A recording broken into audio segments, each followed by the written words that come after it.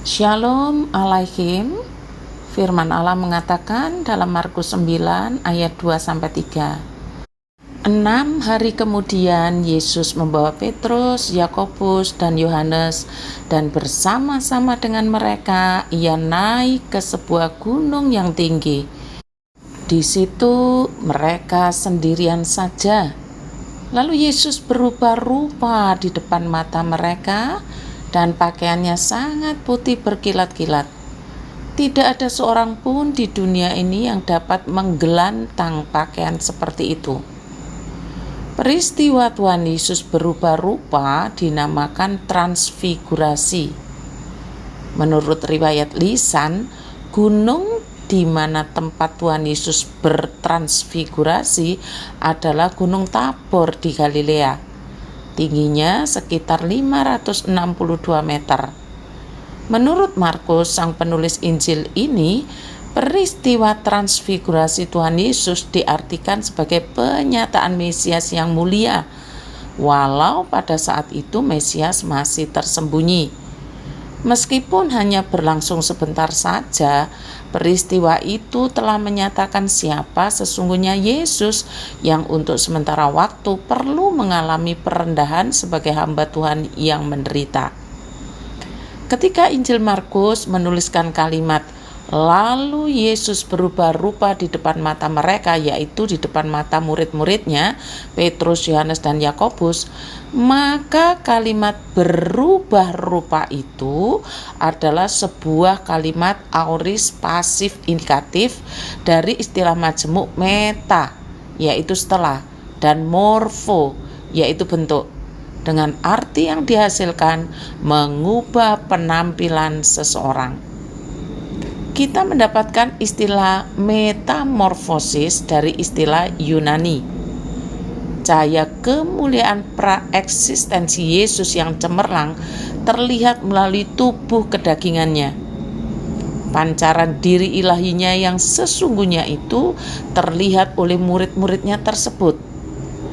Istilah morpi ini, morpo tadi, Filipi 2 ayat 6-7, menunjukkan esensi yang tidak berubah dari sesuatu atau seseorang.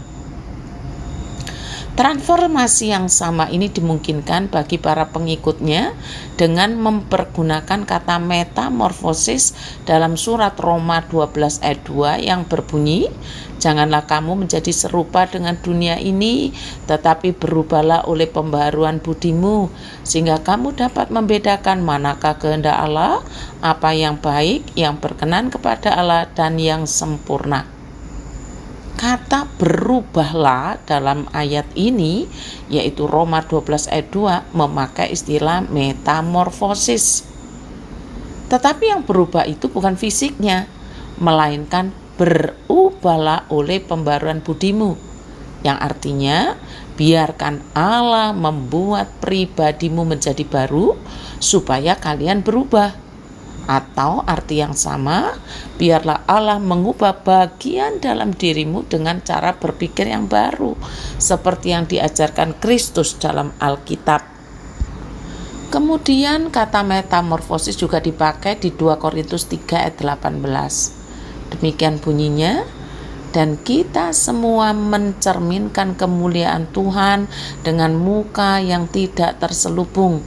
Dan karena kemuliaan itu datangnya dari Tuhan yang adalah Roh, maka kita diubah menjadi serupa dengan gambarnya dalam kemuliaan yang semakin besar.